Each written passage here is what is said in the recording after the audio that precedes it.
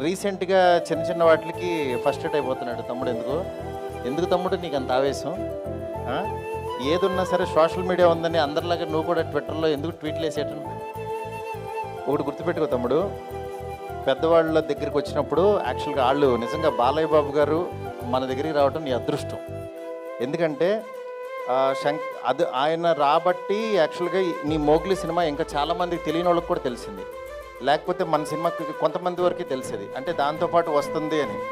అందువల్ల ఎందుకు ఈ మాట అన్నానంటే 'శంకర్ దాదా ఎంబీబీఎస్‌తో' పాటు 'ఆనంద్' సినిమా వచ్చింది.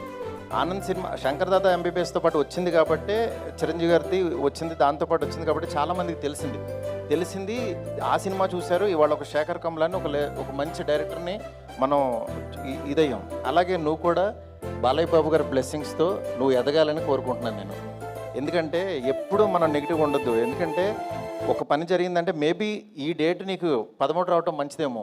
దాని గురించి మనం ఫస్ట్రేట్ అయిపోయి ట్వీట్‌లో ఏసేసి, కామెంట్స్ చేసేసి అయ్యొద్దు. ఎందుకంటే నువ్వు చాలా ఎదగాలి తమ్ముడు. నువ్వు మాట్లాడుతుంటే వినబుద్ధి అవుతుంది. అందుకని ఈ మాట చెప్దాం అనుకున్నాను.